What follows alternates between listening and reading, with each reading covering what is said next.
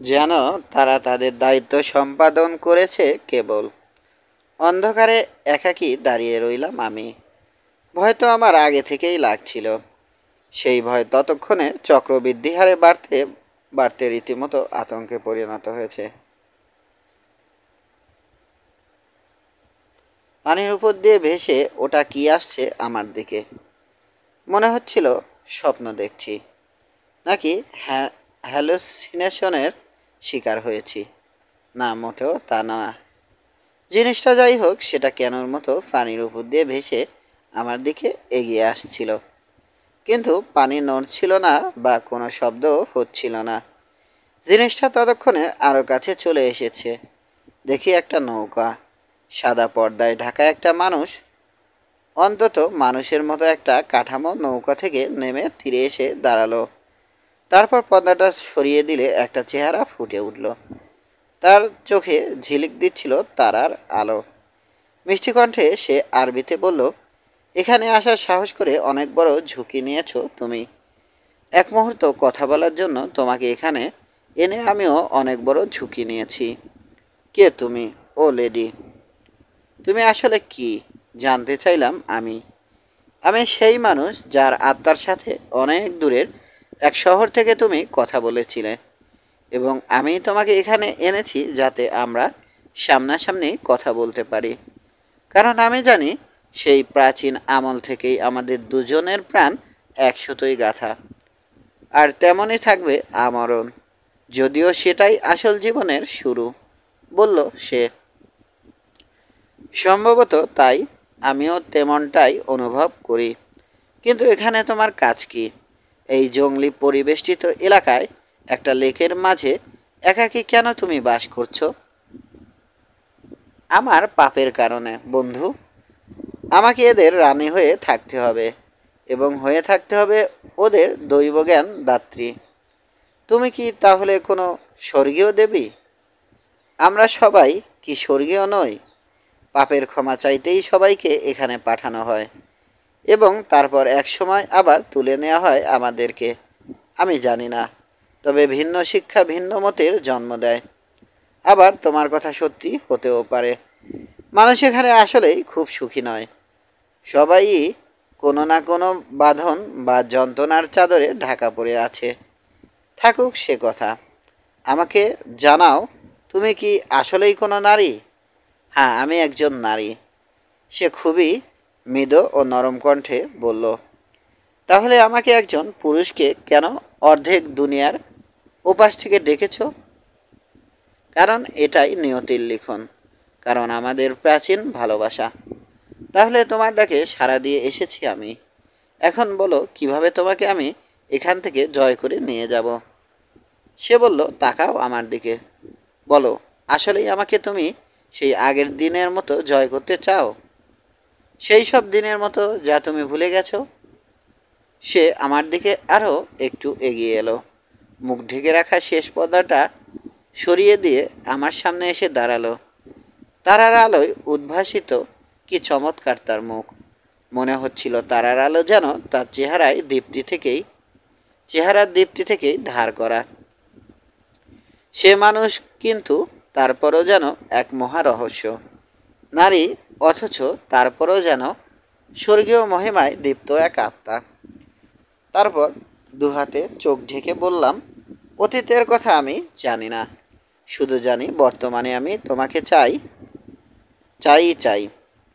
এমনকি আমার প্রাণের চেয়েও বেশি। তাতে সেটা যদি খোয়াতেও হয়, পরোয়া করি না। সে তখন বলল, আমি কৃতজ্ঞ এবং ধন্যবাদ জানাচ্ছি তোমায়। তবুও জেনে রাখো, আমাকে সহজে জয় করা সম্ভব হবে না। ভয়াবহ বিপদ ঘনিয়ে আসছে আমার ও যাদের আমি শাসন করি তাদের উপর। কাজেই তোমার আমার সন্তুষ্টি অর্জনের আগে আমার প্রজাদেরকে আমার রক্ষা করতে হবে। কি নামে তোমাকে ডাকা হয়? জন আর্কেল, বললাম আমি। এখন তাহলে জন, তোমাকে যেতে হবে পাহাড়ের ওপাশে। সেখানে গিয়ে তুমি এক সাদা লোককে দেখতে পাবে। সে আসলে যুদ্ধে আমাকে আর আমার প্রজাদেরকে সাহায্য করার জন্য সে আসছে যুদ্ধে আমাকে আর আমার প্রজাদেরকে সাহায্য করার জন্য। যখন তুমি তাকে খুঁজে পাবে আর জয় করবে যুদ্ধ, তারপর আবার আমাদের দেখা হবে। তখন আবার আমরা কথা বলবো। এখন যাও, তোমার জন্য গাইড অপেক্ষা করছে। কিন্তু আমি যেতে চাই না, চাই তোমার সাথে থাকতে, যেখানেই তুমি থাকো না কেন। আমার এ কথায় সে যেন একটু নার্ভাস হয়ে গেল, আর যেন একটু কেঁপে উঠল। সাথে সাথে বলল, সেটা আইনসম্মত নয়, সব কিছু সুসম্পন্ন হতে হবে, সেটাই হচ্ছে মূল্য। না, আমাকে স্পর্শ করো না। তুমি দেখতে পাচ্ছ না এমন কেউ আমাদের দেখে রাখছে। এখন আমাকে স্পর্শ করলে তোমাকে আর রক্ষা করতে পারবো না। তার কথা আমি শুনলাম, কিন্তু মেনে নিতে পারলাম না, এবং ভুলে গেলাম কোম্পানা আমাকে কি বলে সতর্ক করেছিল। যাকে আমি বছরের পর বছর ধরে খুঁজছি, তাকে এতদিনে পেয়েছি, অথচ এভাবে তাকে আবার হারাতে হবে ভাবতেই পারছিলাম না। হাত বাড়িয়ে তাকে বুকে টেনে নিলাম এবং চুমো খেলাম। সাথে সাথে চারদিক থেকে ভেসে এলো ভয়াবহ গর্জন। দানবীয় কিছু একটা যেন আমাকে তুলে দুহাতে ধরে ঝাঁকাতে শুরু করলো, আর গায়েব হয়ে গেল সে। আমিও সংজ্ঞা হারিয়ে ফেললাম।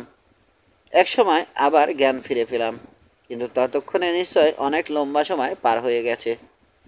দেখি আমি ছুটছি, আর পেছনে ধাওয়া করে আসছে ওই জঙ্গলিগুলো, যাদের আপনারা তাড়িয়ে দিলেন। 12, কেনেকির শপথ। শেষ হলো আর্কেলের গল্প। কোনো মন্তব্য করিনি, তবে সেও কোনো মন্তব্য আশা করছে বলে মনে হয়নি। চকিতে একবার তাকিয়ে দেখি ওর চোখে ঘোল লাগা স্বপ্নালু দৃষ্টি। তাকিয়ে আছে দূর পাহাড়টার দিকে, যেন ওটা ভেদ করে কিছু একটা দেখতে পাচ্ছিল সে। ঠোঁটে স্থির হয়ে ছিল মৃদু একটু হাসি। মনে হচ্ছিল ওর শরীর এখানে থাকলেও মন হারিয়ে গেছে অন্য কোথাও, হয়তো লেকের সেই রহস্যময়ীর কাছে। অবশ্য অমন কেউ যদি আসলে বাস্তবে থেকে থাকে। ওর অবস্থা দেখে স্থির সিদ্ধান্তে পৌঁছালাম যে বেচারা নির্ঘাত হ্যালোসিনেশনের শিকার।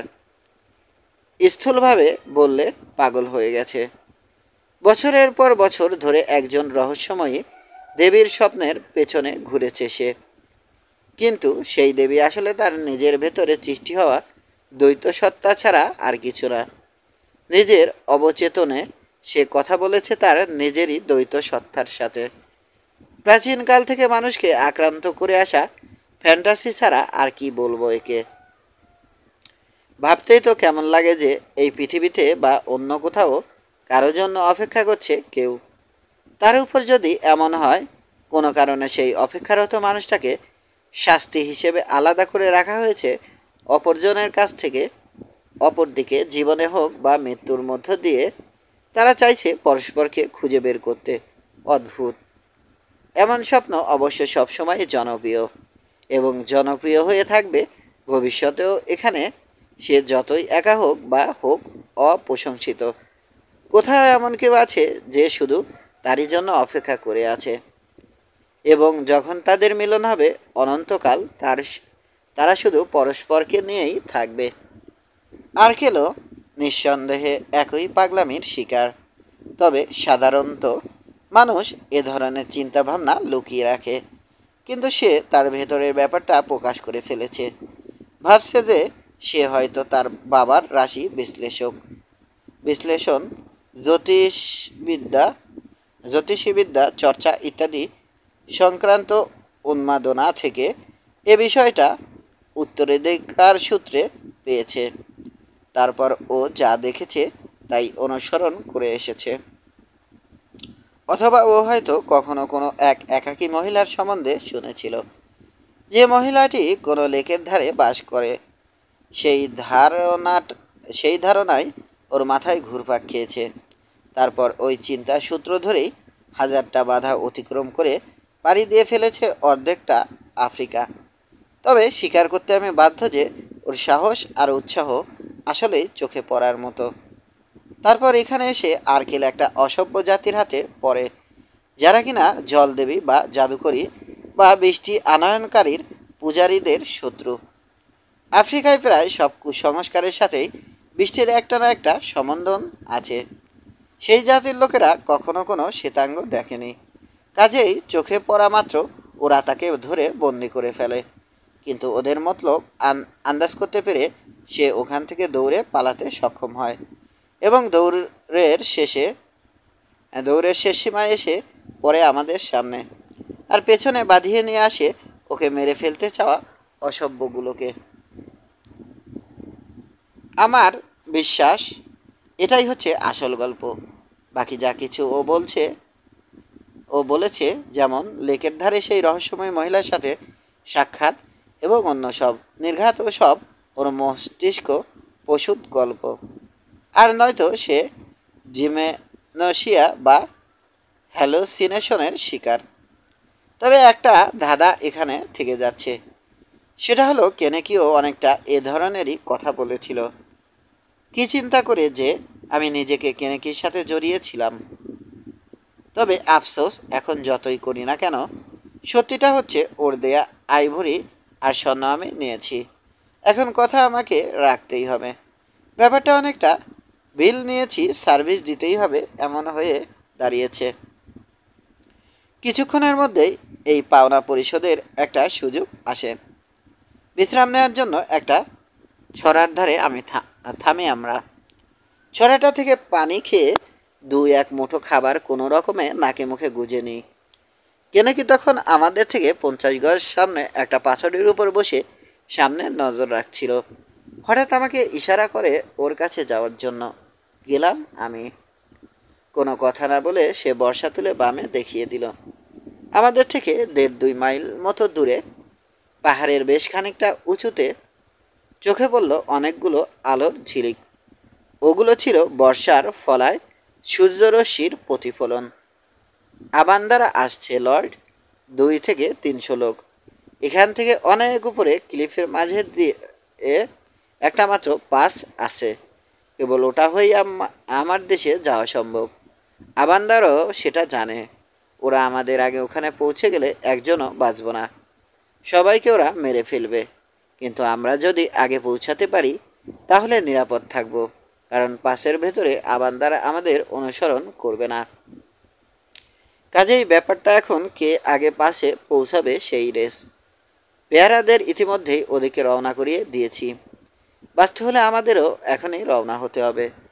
ততক্ষণে হ্যান্স, আর্কেল ও 2 শিকারী আমাদের সাথে যোগ দিয়েছে। কয়েক কথায় পরিস্থিতি বুঝিয়ে দিয়েই সবাই রওনা হয়ে গেলাম। কিন্তু আমাদের এগোনোর গতি ছিল খুবই খারাপ, কারণ লম্বা সময় ধরে পথ চলার পর খুব সামান্যই বিশ্রাম নিতে পেরেছি। তার উপর আমাদেরকে উঠতে হচ্ছিল খাড়া চড়াই বেয়ে, ফলে গতি ধীর হতে বাধ্য। অপরদিকে আবান্দারা যে পথে উঠছিল তা তুলনামূলক কম খাড়া, এবং ওরা ছিল আমাদের চেয়ে অনেক সতেজ ও শক্তিশালী অবস্থায়। ফলে আমাদের দ্বিগুণ গতিতে পথ পাড়ি দিতে পারছিল আবান্দারা। এদিকে আর্কেল মাত্র একদিনের বিশ্রামের পর আবার তারা খাওয়া মানুষের মতো ছুটছে, ফলে ওর সুস্থ হয়ে ওঠার গতিও ছিল অনেক ধীর।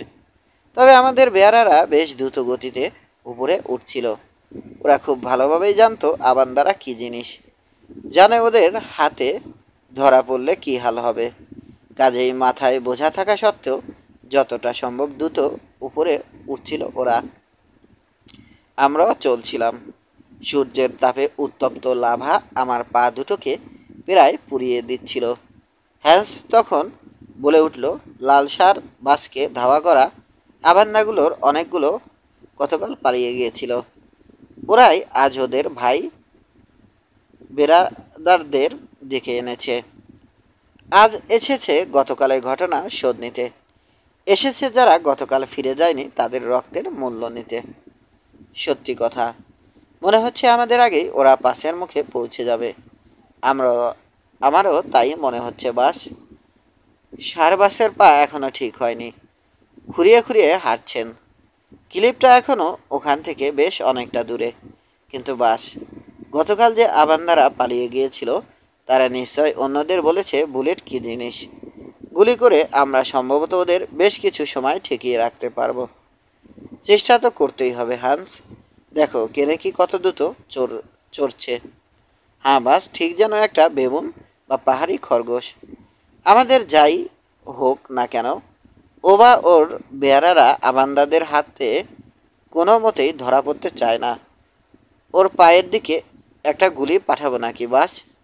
তাহলে হয়তো একটু ধীর হবে ওর গতি। না, যেতে দাও, আমাদের পথ আমরা করব। ওই সময় আর্কেল বলল, এগিয়ে যান মিস্টার কোয়ার্টারমেইন, আমার ব্যবস্থা আমি করব। না, সেটি হচ্ছে না। বাঁচি বা মরি একসাথে থাকছি বললাম আমি। টম আর জেরিকে দেখলাম ওরা সতর্ক হয়ে উঠেছে। হওয়া উচিত অবশ্যই। হ্যান্স অবশ্য ততক্ষণে ওদের উপর তার জিপটাকে চাবুকের মতো ব্যবহার করা শুরু করে দিয়েছে। বলছে, সময় থাকতে পালাচ্ছ না কেন সাহসী শিকারীরা? দৌড় প্রতিযোগিতায় পেঁচাটা তো তোমাদের হারিয়ে দিচ্ছে। রাইফেলগুলো বেশি ভারী মনে হলে ফেলেও যেতে পারো। হাতির ধাওয়ার কথা তো তোমাদের মনেই আছে, তাই না?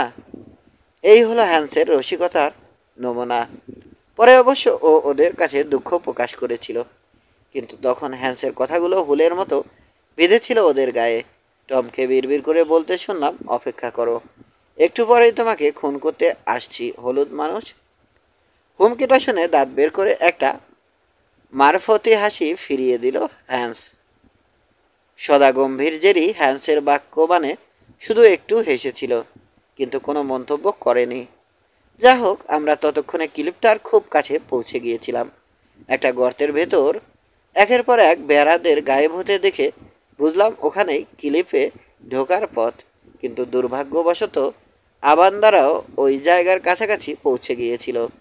বেয়ারারা কোথায় ঢুকছে ওরাও সেটা দেখেছে, কাজেই দৌড়ের গতি বাড়িয়ে দিল ওরা। একজন দলছুট হয়ে দ্রুত এগিয়ে এলো কেনেকিকে বর্ষায় গেঁথে ফেলার উদ্দেশ্যে, কিন্তু কেনেকি তখন রীতিমতো খেল দেখিয়ে দিল। ফাটলটায় সে ঢুকে পড়ল মেয়ার ক্যাটের দ্রুততায়, বা বলা ভালো সাপের মতো দ্রুত। আর এগোনোর অর্থ হয় না আবান্দাদের আগে ওই ফাটলের মুখে আমরা পৌঁছাতে পারবো না। নিচে নেমেও লাভ নেই, তার চেয়ে বরং এখানে বসেই একটু বিশ্রাম নিয়ে নিই, তারপর সাধ্যে যা কুলায় তাই করব বললাম আমি। না বাস, ওই দেখুন। হ্যান্সের বাজের মতো চোখ ঠিকই একটা অসামঞ্জস্য বের করে ফেলেছে। বলল, আবান্দারা আমাদের মারতে চায় বটে, কিন্তু ওরাও থেমে গেছে।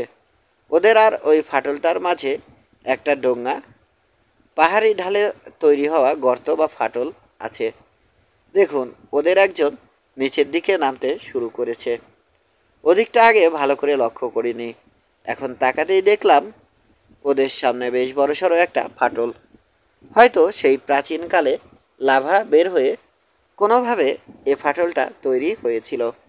এখন আমাদের ধরতে হলে আবান্দাদেরকে ওই ফাটল অবশ্যই পার হতে হবে। কাজেই চেঁচিয়ে বললাম, দৌড়াও সবাই, এখনও আমরা ওদের হারাতে পারবো। ছুটে চললাম আমরা। আর্কেলও তার আহত পা নিয়ে আমার কাঁধে ভর দিয়ে ছুটে চলেছে। পৌঁছে গেছি ফাটলটার কাছে, আর মাত্র 50-60 গজ বাকি। এমন সময় এক আবান্দা ওদিকের ফাটলটা পার হয়ে চলে এলো এদিকে। হাঁপাতে হাঁপাতে ওর দিকে একটা গুলি পাঠিয়ে দিলাম এবং মিস করলাম। হ্যাঁ, স্পষ্ট মিস করেছি আমি। গুলিটা গিয়ে লেগেছে লোকটার 3 ফুট উপরে বর্ষার ফলায়। সাথে সাথে ফলাটা টুকরো টুকরো হয়ে গেছে। তবে আমি মিস করলেও ব্যাপারটা ওকে ভীষণ ঘাবড়ে দিয়েছিল। সাথে সাথেই ও ব্যাটা লাফিয়ে ওই ফাটলের ভেতর গায়েব হয়ে যায়। আবার আমরা এগোতে থাকি। ফাটলটার মুখের কাছে পৌঁছে আশা করছিলাম কেনেকি আর ওর লোকেরা লাভা গর্তটা থেকে বের হয়ে আমাদের সাহায্য করবে। কিসের সাহায্য? নিজেদের সাহায্য করতেই ওরা ছিল বেশি ব্যস্ত। ওদিকে আবান্দাদের 6-7 জন এগিয়ে এসেছে, প্রস্তুত হচ্ছে আমাদের দিকে বর্ষা ছুঁড়ে মারতে। বাধ্য হলাম গুলি ছুটতে। তবে এবার আর মিস করিনি। তারপর আরেক দল এসে তাদের জায়গা দখল করলো এবং মারাও পড়লো।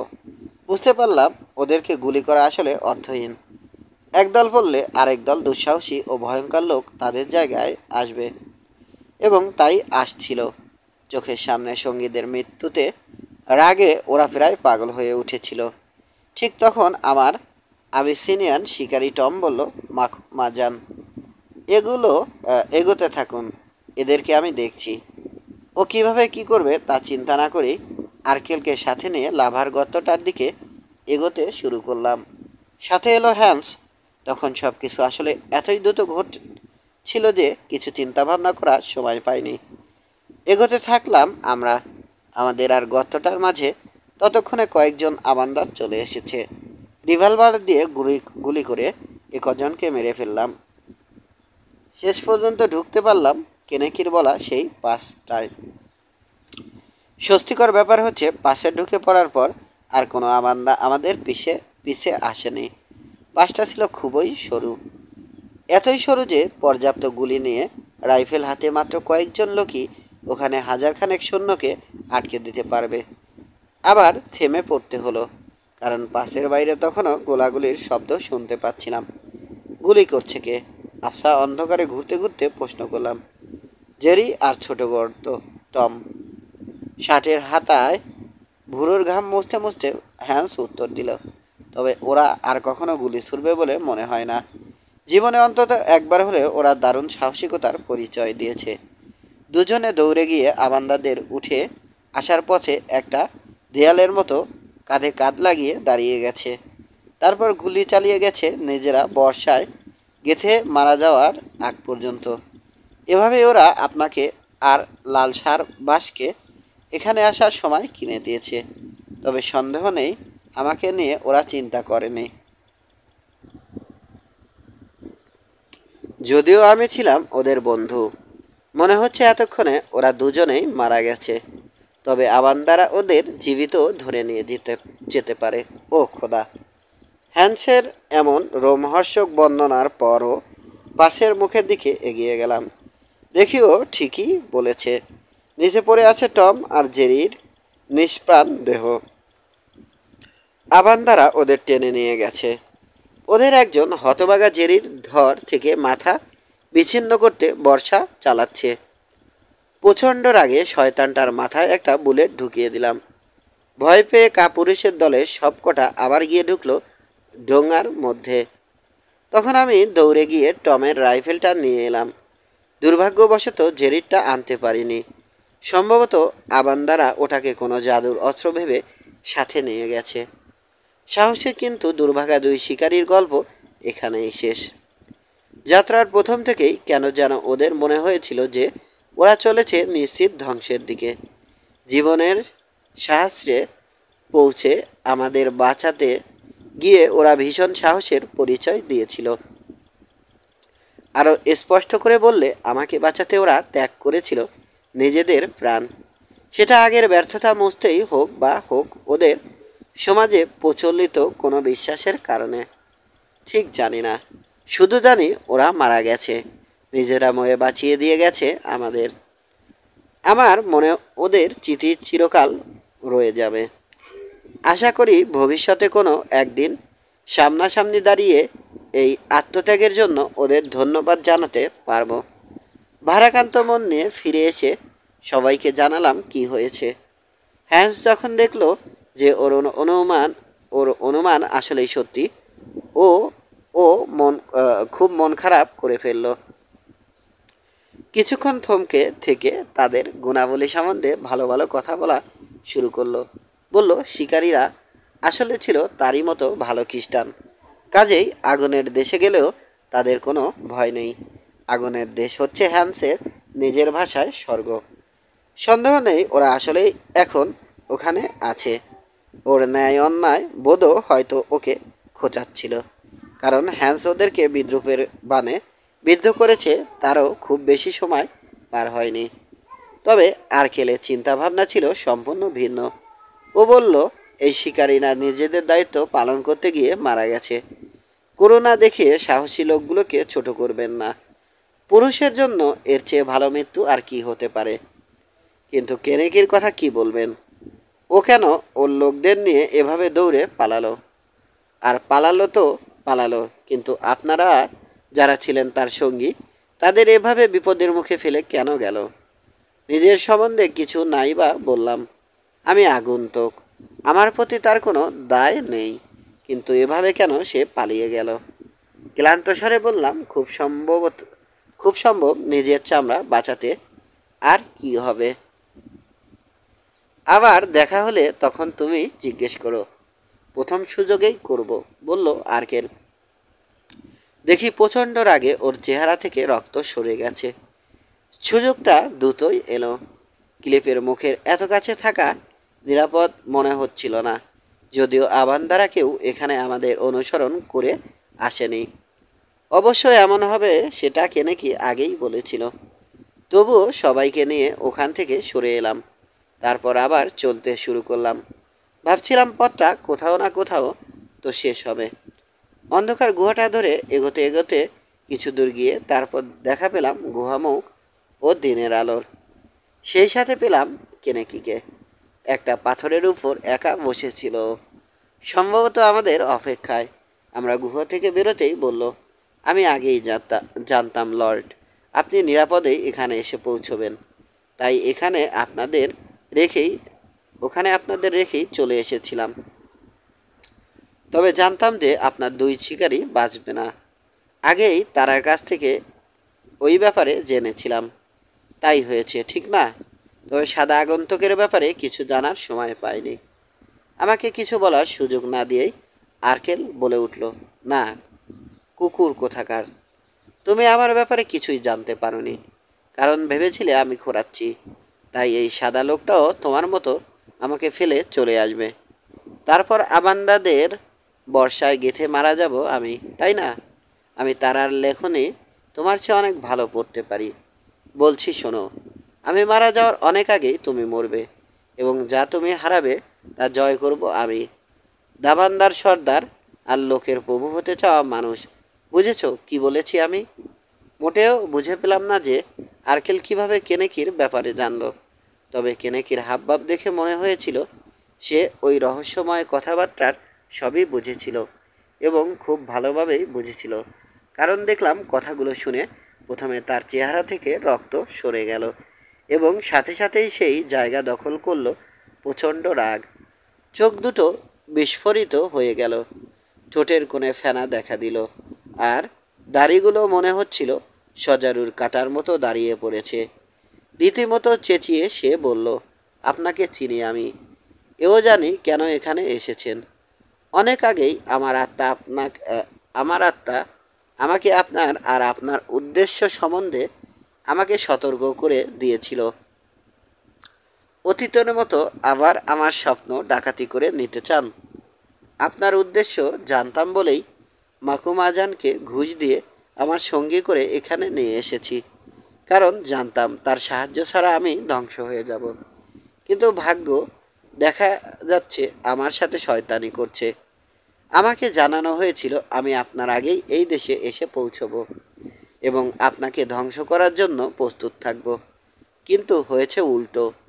ভেবেছিলাম আপনার আসতে দেরি হবে, কিন্তু এখনও সময় আছে। সাবধান করছি, লেকের রত্নের দিকে আর কখনো চোখ তুলে তাকাবেন না। হিসিয়ে শেষ কথাগুলো বলতে বলতে হঠাৎ সে কোমরের খাপ থেকে ছুরিটা টেনে বের করে ফেলল। সোমালিদের মধ্যে প্রচলিত কুৎসিত দর্শন বাঁকা একটা ছোরা, এবং ওটা বের করেই ছুটে গেল আর্কেলের দিকে, যেন পানি খেতে থাকা অসতর্ক হরিণ শাবকের দিকে। হাওয়ার একটা ঘূর্ণির মতো লাফিয়ে গেল একটা শক্তিশালী সিংহ। আমি ছিলাম তখন হ্যান্সের সাথে একটু দূরে দাঁড়িয়ে। এত দ্রুত সব ঘটে গেল যে কিছু করার সময়ই পাইনি। এমনকি পিস্তলটা যে বের করব সেই সময়টাও পাইনি। দাঁড়িয়ে থেকে দেখা ছাড়া আর কিছুই করতে পারছিলাম না। মনে হলো আর্কেল প্রস্তুত হয়ে ছিল। সে একটুও নড়েনি, শুধু দেখলাম বাড়িয়ে দিল হাত দুটো। পর মুহূর্তেই ও বাম হাতে ধরে ফেলল কেনেকির ডান হাতটা। কেনেকি চাইছিল ওর ছুরিটা আর্কেলের গায়ে বসিয়ে দিতে, কিন্তু শক্ত মুঠোয় হাতটা ধরে এক পাক দিল আর্কেল। কেনেকি বাধ্য হলো হাত থেকে ছুরিটা ছেড়ে দিতে। তারপর সে কেনেকিকে তুলে ধরে এমনভাবে ঝাঁকাতে শুরু করলো যে দেখে মঙ্গুস, সাপখেকো বেজি জাতীয় প্রাণী। এর কথা মনে পড়ে গেল। ওটা সাপকে চোয়ালের ভেতর আটকে ঠিক এভাবে ঝাঁকাতে থাকে। তারপর আর্কেল তার গায়ের সারের শক্তি ব্যবহার করে গলা ধরে কেনেকিকে মাটি থেকে শূন্যে তুলে ফেলল, তারপর আছড়ে ফেলল পাথুরে মাটির উপর। ওই এক আছাড়েই জ্ঞান হারালো কেনেকি। ঠিক সেই সময় উদয় হলো বুড়ো এক লোক, খোদা মালুম কোথা থেকে। একে কখনো দেখিনি। সে খোলা জায়গাটার উপর দিয়ে দৌড়ে গেল আর্কেলের কাছে, গিয়ে বেশ লম্বা সময় ধরে আর্কেলের কানে কি যেন বলল। আল্লাহ মালুম কি মন্ত্রণা দিল সে। আর্কেলকে দেখলাম বার কয়েক মাথা ঝুঁকিয়ে সম্মতি জানাচ্ছে, অর্থাৎ সে ওই লোকের বক্তব্য বুঝতে পেরেছে বা মেনে নিয়েছে। বয়স্ক লোকটা কেনেকিকে দেখিয়ে আর্কেলকে সাবধান করে দিল। আমিও দেখলাম কেনেকির জ্ঞান ফিরছে। লোকটা সাথে সাথে দৌড়ে এক কোণের দিকে চলে গেল। ওদিক দিয়েই সে সম্ভবত এসেছিল। ছায়ার মধ্যে হারিয়ে যেতে দেখলাম ওকে। কেনেকি ওঠার চেষ্টা করছে দেখে লাফিয়ে এগিয়ে গেল আর্কেল। কেনেকির ছুরিটা হাতে নিয়ে ওর বুকে পা দিয়ে দাঁড়ালো, বলল, কুকুর কোথাকার, কেমন হয় যদি তোর ওষুধই তোকে দিই? সেটাই হবে বুদ্ধিমানের কাজ, নাকি একটা শপথ করে নিজের জান কিনে নিবি? করব, শপথ করব আমি। শঙ্কিত হচ্ছিলাম এই ভেবে যে কেনেকির লোকেরা যদি এখন আমাদের উপর আক্রমণ করে বসে তাহলে কি হবে। কিন্তু একটা সাদা লোকের পায়ে কেনেকির নীল ডাউন হতে দেখে সম্ভবত ওদের চিন্তাভাবনা করার ক্ষমতাও উবে গিয়েছিল। তখন পাথুরে ঢালের অপর পাশ থেকে বের হয়ে আসে কজন লোক। ওদের মাঝে একটু আগে আসা বুড়ো লোকটাও ছিল। আর্কেলও ওদের দেখেছে। সে গম্ভীর কণ্ঠে ওদের ডাকলো, স্বাগত কুম্পানা, তোমাদেরও স্বাগত, ও লেকের রত্নের অভিভাবকগণ। এই কেনেকির সম্বন্ধে আমি শুনেছিলাম। সে তোমাদের মধ্যে ছিল এক মহান লোক। সে এখন তোমাদের সামনে আমার কাছে একটা শপথ করবে। জেনে রাখো, আমি নিরস্ত্র ও অসচেতন থাকা অবস্থায় আমাকে মেরে ফেলার জন্য এই শয়তানটা পেছন থেকে ছুরি তোলে, কিন্তু আমি ওকে ধরে ফেলি আর মেরে না ফেলে এখন পর্যন্ত বাঁচিয়ে রেখেছি। এখন কেনেকি নামের সাপ। আমি যা বলি শপথ বাক্য হিসেবে তা উচ্চারণ করো, যাতে এখানে থাকা সবাই তোমার শপথ শুনতে ও বুঝতে পারে। জেনে রাখো, শপথ না করলে নিশ্চিত মৃত্যু অপেক্ষা করছে তোমার জন্য। বলো, আমি কেনেকি, সাগরের ওপার থেকে আসা সাদা মানুষ। আপনাকে প্রতারণার ফাঁদে ফেলে মেরে ফেলতে চেয়েছিলাম, কিন্তু তা পারিনি, কারণ আপনি ছিলেন আমার চেয়ে বেশি শক্তিশালী। তাই আপনি আমার বিপক্ষে জিতে গেছেন ও দয়া করে আমার জীবন নিয়ে নেননি। সে কারণে আমি কেনেকি এখন থেকে আপনার দাস হিসেবে নিজেকে আপনার পায়ে সমর্পণ করছি এবং দাবান্দাদের মাঝে আমার যত ক্ষমতা, অধিকার ও দায়িত্ব আছে তা সমর্পণ করছি আপনার কাছে। যা ছিল আমার এখন থেকে তার সবই হবে আপনার। এখন থেকে আমার রক্ত সব আপনার শরীরের জন্য, এবং এ রক্তের অধিকারে আমি যা পেয়েছি তার সবই হবে আপনার। আমি ইনগোই ও পবিত্র লেকে বাসকারী ছায়ার নামে এই শপথ করছি। যদি এই শপথ কখনো ভাঙি তাহলে আমার উপর ইনগোইর অভিশাপ পড়বে। কেনেকেও সাথে সাথে বলে গেল, কিন্তু ইনগোয়ের নামে শপথ করছি পর্যন্ত বলে সে থেমে গেল এবং আর সামনে বাড়ল না। বলে যাও, আর্কেল বলল, কিন্তু কেনেকির মুখ দিয়ে আর কথা বের হচ্ছিল না। যা তোমার ইচ্ছে, কিন্তু শপথ পুরো না করলে অবশ্যই মরবে। তোমার মতো কাপুরুষ খুনের সেটাই প্রাপ্য। বলে সে ঝুঁকে পড়ল। তারপর কেনেকির ঘাড় ধরে মাটি থেকে তুলে আনলো।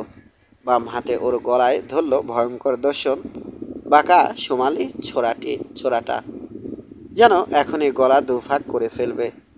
প্রবল ভয়ে কেনেকি তখন আমার কাছে কাকুতি মিনতি শুরু করলো। কেঁদে পড়ে বলল, বাঁচান আমাকে, ও লর্ড মাখু মাজান, দয়া করুন। কেন বাঁচাবো? একটু আগেই তো তুমি আমাকে মৃত্যুর মুখে ফেলে পালিয়ে এলে। তোমার কাপুরুষতার কারণে মারা গেল আমার দুজন বিশ্বস্ত লোক। বেহারাদের নিয়ে নিচে আমাদের সাথে দাঁড়িয়ে লড়াই করলেই হয়তো ওদের মরতে হতো না। যা হোক, কিছুক্ষণের মধ্যে নিজেই সূর্যের ওপারের দেশে যাবে, তখন ওদের সাথে ফয়সালা করে নিও। তার উপর আমার কাছে তুমি প্রতিজ্ঞা করেছিলে যে এই সাদা লর্ডের কোনো ক্ষতি তুমি করবে না, অথচ পেছন থেকে চোরা মেরে কাপুরুষের মতো তুমি তাকে খুন করতে যাচ্ছিলে, কিন্তু সে তোমাকে হারিয়ে দিয়েছে এবং নিতান্ত দয়া পরবশ হয়ে তোমাকে এখনও মেরে ফেলেনি। উল্টো তোমাকে প্রস্তাব দিয়েছে একটা শপথের বিনিময়ে সে তোমাকে প্রাণে বাঁচিয়ে রাখবে। কিন্তু তোমার যদি তা যথেষ্ট মনে না হয়, আমার কী বা বলার থাকতে পারে। এখানে যখন এই নাটক চলছে ততক্ষণে আরেকটা দল এসে পড়েছে। সেদিকে পিঠ দিয়ে থাকায় তাদের উপস্থিতি সম্বন্ধে কেনেকি মোটেও সচেতন ছিল না। হঠাৎ সে তাদের দেখতে পেয়ে সাথে সাথে বলল, ভাইয়েরা আমার, আমাকে সাহায্য করো। আমি তোমাদের শাসন করার দায়িত্ব পাওয়া হবু সর্দার। কিন্তু এই সাদা ভবঘুরে লোকটা এখানে কোনো শুভ উদ্দেশ্য নিয়ে আসেনি। এই বদলোকটা আমাকে মেরে ফেলবে আর তোমরা সেটা তাকিয়ে তাকিয়ে দেখবে। ও পবিত্র লেক আর লেকের অধিবাসীর অভিভাবকগণ, সাহায্য করো আমাকে। তখন আরকেল বলল, এগিয়ে এসো ও দাবান্দার অধিবাসীরা, তবে তোমাদের হাতের বর্ষা নামিয়ে রাখো, কারণ যেই প্রথম বর্ষা তুলবে তাকে লর্ড মাকুমাজানের মুখোমুখি হতে হবে। এগিয়ে এসো, তারপর আমার আর এই লোকের ব্যাপারে ন্যায্য বিচার করো। আমাকে ভীষণ অবাক করে দিয়ে ওরা আরকেলের কথা শুনল। বর্ষা নামিয়েই এগিয়ে এলো ওরা। সবার আগে এলো সেই লোক যে একটু আগে আরকেলের কানে মন্ত্রণা দিয়ে গেছে। দেখতে বয়স্ক হলে কি হবে, লোকটা হাঁটছিল একদম বিড়ালের মতো নিঃশব্দে ও দ্রুত। আরকেল তার দিকে তাকিয়ে বলল, স্বাগত কুম্পানা, বিশ্বস্ত বন্ধু ও পথ প্রদর্শক। বিভিন্ন বিষয়ে অনেক কিছু তুমি আমাকে শিখিয়েছ, সেজন্য আমি তোমার প্রতি কৃতজ্ঞ। আমি জানি তোমার লোকদের মাঝে মহান এক মানুষ তুমি, আর তোমার কাছ থেকেই কেনেকি সম্বন্ধে সব কিছু জেনেছি। এখনকার ঘটনা তো লর্ড মাকুমাজানের মুখ থেকেই শুনলে। এটাও শুনেছ ও আমাকে মেরে ফেলতে চেয়েছিল। তাহলে তোমাদের জাতির নিয়ম অনুসারে ও কি আমার দাস হয়ে যায়নি? আর ওর জীবন কি হয়নি আমার? হয়েছে, তবে ততক্ষণ পর্যন্ত যতক্ষণ না সে তোমার কাছ থেকে নিজের মুক্তি কিনে নিচ্ছে। এখন এই শপথের বলে দাবান্দারদের মাঝে তার বা যা ক্ষমতা, অধিকার বা দায়িত্ব ছিল তার সবই কি আমার হয়ে যাবে না? হ্যাঁ সাদা লর্ড, তাই হবে। কিন্তু ও যদি শপথ ভাঙে তখন কি হবে কুম্পানা? তখন তুমি ওর উপর ইনগোয়ের অভিশাপ ডেকে আনতে পারবে এবং সেই অভিশাপ অবশ্যই কার্যকর হবে, তাই নয় কি ও দাবান্দারা? দাবান্দার লোক সব একত্রে বলে উঠল, হ্যাঁ তাই। তোমার নিজেদের লোকদের মুখ থেকেই তোমাদের নিয়ম শুনলে কেনেকি। এখন বেছে নাও, শপথ করবে নাকি মৃত্যুকে আলিঙ্গন করবে। রুক্ষ কণ্ঠে কেনেকি বলল, শপথ করব। তারপর হাঁটু গেড়ে বসে যা যা বলা বাকি ছিল তা বলল এবং তার নিজের সমস্ত কিছু দিয়ে দিল আরকেলকে। আরও বলল যে যদি সে এ শপথ ভাঙে তাহলে তার উপর নেমে আসবে ইনগোয়ির অভিশাপ। খেয়াল করলাম কথাগুলো উচ্চারণ করার সময় রীতিমতো কাঁপছিল ও। তাহলে কি এই ইনগোয়ির অভিশাপের মধ্যে আসলেই কিছু সারবস্তু আছে? কি জানি, থাকতেও পারে। তবে এটা বুঝতে পারি যে এতদিন যা ভেবেছিলাম এখানে তার চেয়ে অনেক বেশি পেঁচালো আরও কিছু আছে, আর আমি পড়ে গেছি সেই রহস্যময় ঘটনাপুঞ্জের ঠিক মধ্যিখানে। এ ধরনের রহস্যময় ঘটনা সম্বন্ধে সিংহভাগ সাদা মানুষ যা জানতে পারে তা হলো অস্পষ্টতম উৎস থেকে পাওয়া ভুলে ভরা কথাবার্তা, এবং সেই কথার যতটুকু তাদের কানাবধি পৌঁছায় তাও তাদের নিজস্ব সংস্কার, আত্মগর্ব ও অহংকারের ছাঁকনিতে ছাকার পর মস্তিষ্কে পৌঁছায়। ফলে তার গ্রহণযোগ্যতা বিলুপ্ত হতে মোটেও সময় লাগে না। যা হোক, কেনেকি তার শপথ গ্রহণ করে আরকেলের পায়ে চুমো খেয়ে অতি কষ্টে উঠে দাঁড়ায়। পায়ে চুমো খাওয়া মনে হয় ওদের সংস্কৃতির অংশ। তারপর আরকেল সেই দুবলা পাতলা বৃদ্ধ লোকটাকে উদ্দেশ্য করে বলল, বলো কুম্পানা, তুমি আসলে কে এবং কি? লর্ড, এতক্ষণ পর্যন্ত আমার পরিচয় লুকিয়ে রেখেছিলাম। আমি আসলে সায়ার কাউন্সিলের প্রধান। এক ছায়া গত হওয়ার পর থেকে অন্য ছায়া ফিরে আসার আগ পর্যন্ত এই দেশ শাসনের গুরুভার বহন করি আমি।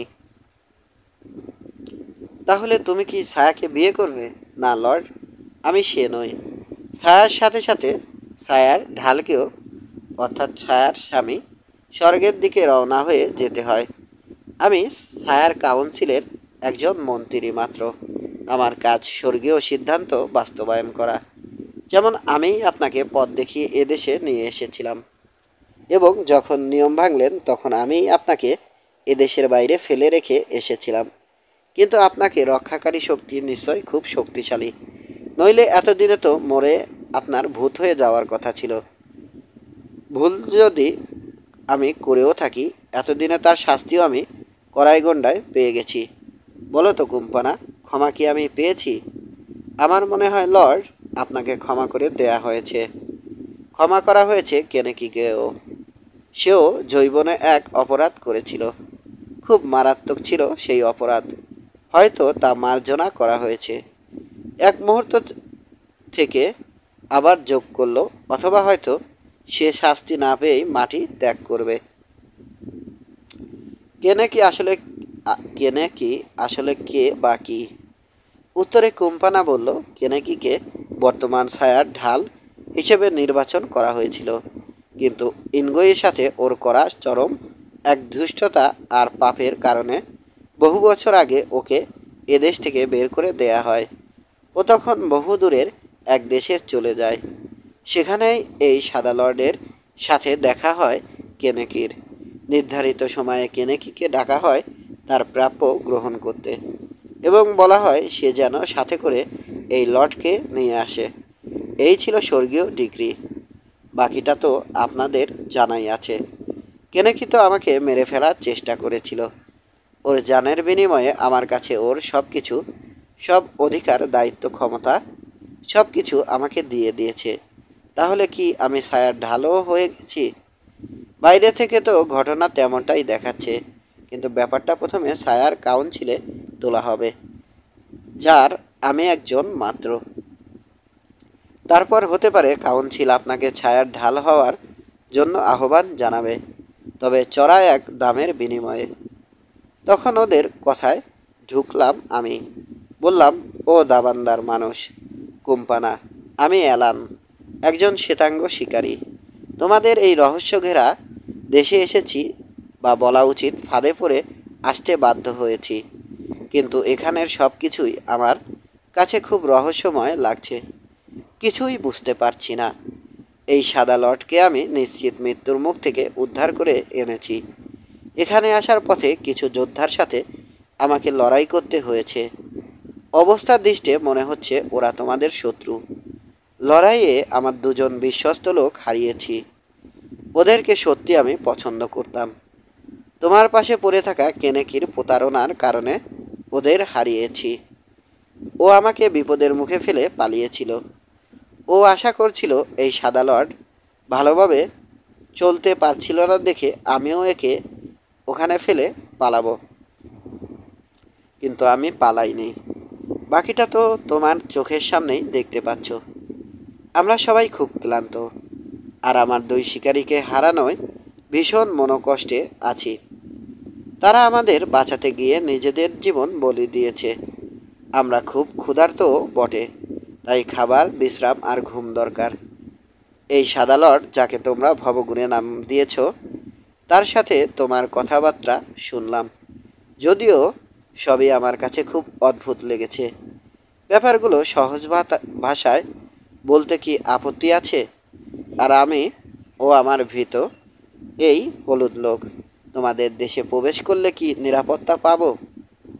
এবং যখন এই দেশ ছেড়ে চলে যাব তখন আমাদের নিরাপত্তা ও আনুষঙ্গিক পাথেয় দেওয়ার ব্যাপারে ইনগোই ও ছায়ার নামে শপথ করতে পারবে? না পারলে আর এগোবো না। যেদিক থেকে এসেছি সেদিকে ফিরে যাব। কুম্পানা তার কয়েকজন সঙ্গীর সাথে আলোচনা করে বলল, আমরা ইনগোইন নামে শপথ করছি ও মাকুমা যান। রাতের অতন্দ্র প্রহরী। এসবই আপনাকে দেয়া হবে। যে কাজের জন্য এখানে আসতে বাধ্য হয়েছে তা সম্পন্ন হলে নিরাপদে আপনার দেশে পৌঁছানোর ব্যবস্থা করে দেয়া হবে। ওরা কথা পুরোপুরি স্পষ্ট ওর কথা পুরোপুরি স্পষ্ট হলো না, তবে এখন আমার আর কিছু করারও ছিল না। তাছাড়া বাইরে অপেক্ষা করছিল আবান্দারা। ওদের সাথে লড়াই করার মতো অবস্থায় তখন আমি ছিলাম না, কাজেই ওর কথা মেনে নিই। তারপর কুম্পানাকে অনুরোধ করি পথ দেখাতে। তখন বিশ্রাম আর ঘুম ছাড়া আর কিছু ভাবতে মন চাইছিল না। 13 বেদির সামনে। পাশ থেকে বের হয়ে দেখি জায়গাটা আসলে লাভা পাথরের ভেতরের একটা ফাটল ছাড়া আর কিছু না। নিরাপদেই পার হলাম জায়গাটা। ততক্ষণে বিকেল গড়িয়ে সন্ধ্যা আসন্ন। নিচের এলাকা অস্তগামী সূর্যের লালচে আলোর বন্যায় ভেসে যাচ্ছিল, আর সেই আলোয় বিশাল সমতলটা দেখতে লাগছিল অপার্থিব সুন্দর। মাইলের পর মাইল বিস্তৃত এমন এলাকা আফ্রিকায় মোটেও বিরল নয়। তবে আমাদের অবস্থান থেকে বোঝা যাচ্ছিল না যে জায়গাটা আসলে প্রাচীন এক বা একাধিক আগ্নেয়গিরির জ্বালামুখের ভেতরে তৈরি হওয়া বেসিন মাত্র। মিলিয়ন মিলিয়ন বছর আগে এখানে শুধু জ্বলন্ত লাভা ছাড়া আর কিছুই ছিল না। সন্দেহ নেই এই পাথুরে প্রাচীরটা তখন ছিল জ্বালামুখের দেয়াল। সেই জ্বালামুখী পরিণত হয়েছিল বিশাল একটা উর্বরা ভূমিতে। নিচের জঙ্গলটাকে চারপাশ থেকে ঘিরে রেখেছে এই জায়গাটাই। এই শেষ নয়, এখানে উঁচুতে দাঁড়িয়ে নিচের জঙ্গলটা দেখা যাচ্ছিল, আর দেখা যাচ্ছিল জঙ্গলের ভেতর কাগজের পৃষ্ঠার মতো স্থির লেকের পানি। ওটাই লেক মন, খুবই সুন্দর। সূর্যের আলো এমনভাবে গাছের ডগা ছুঁয়ে লেকের পানিতে পড়ছিল, মনে হচ্ছিল জায়গাটা অপার্থিব রহস্যের আধার।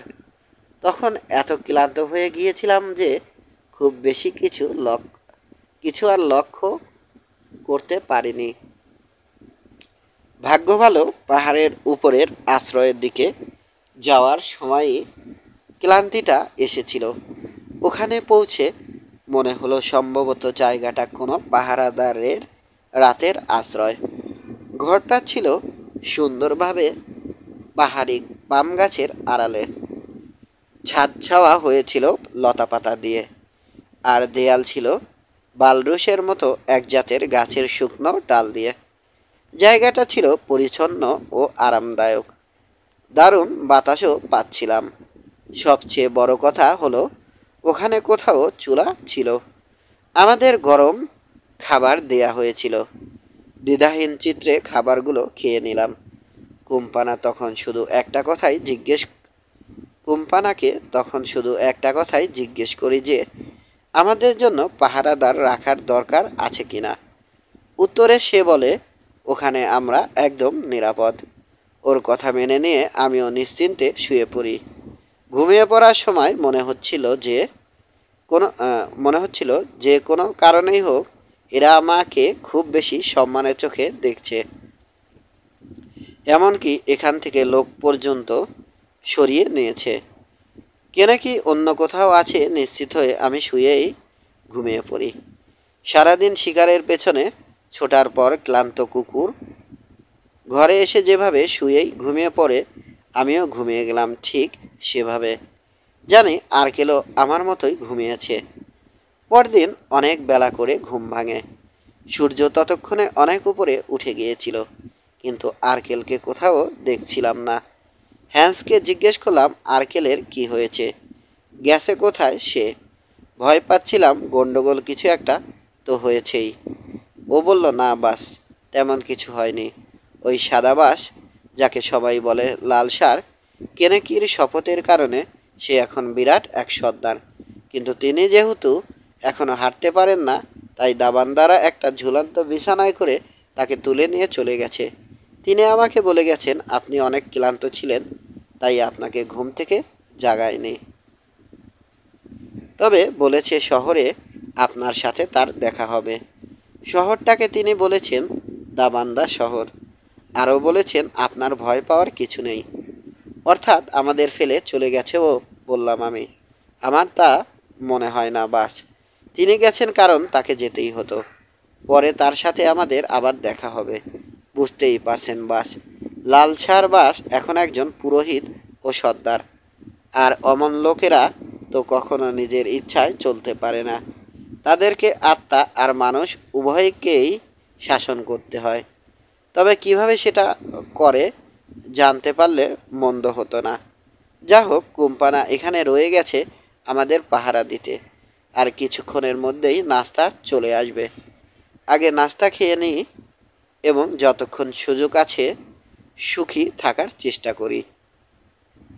উপদেশটা ভালো, কাজেই সাথে সাথে সেটা মেনেও নিলাম। ঝর্নার পানিতে হাত মুখ ধুয়ে এসে উপাদেয় সব খাবার দিয়ে নাস্তা সারলাম। তারপর এক থলে তামাক পাতা বের করে নাস্তার তৃতীটাকে চির জাগরুক করে রাখলো হ্যান্স। পরে জেনেছি ওই জিনিস সে কোনো এক দাবান্দার কাছ থেকে নিয়েছিল। আফ্রিকায় কিভাবে তামাক চাষ শুরু হলো সেটা নিয়ে আসলে ইন্টারেস্ট সেটা নিয়ে আসলে ইন্টারেস্টিং একটা গবেষণা হতে পারে। এটা প্রাচীন আমল থেকেই এখানে জন্মাচ্ছিল নাকি অন্য কোনো জাতির লোক এটা এখানে নিয়ে এসেছিল জানি না। হতে পারে আরবরা একসময় এখানে নিয়ে এসেছিল, পরে বিস্তার ঘটায় পর্তুগিজরা। সঠিক বলতে পারবো না। তবে ইতিহাস যাই হোক না কেন, ও জিনিস পেয়ে সত্যি খুশি হয়েছিলাম। কারণ আমাদের তামাক আগেই শেষ হয়ে গিয়েছিল।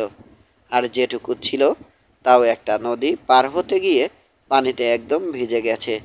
বস্তা খুলে দেখি পাতার মণ্ড আছে, শুধু পাতা নেই।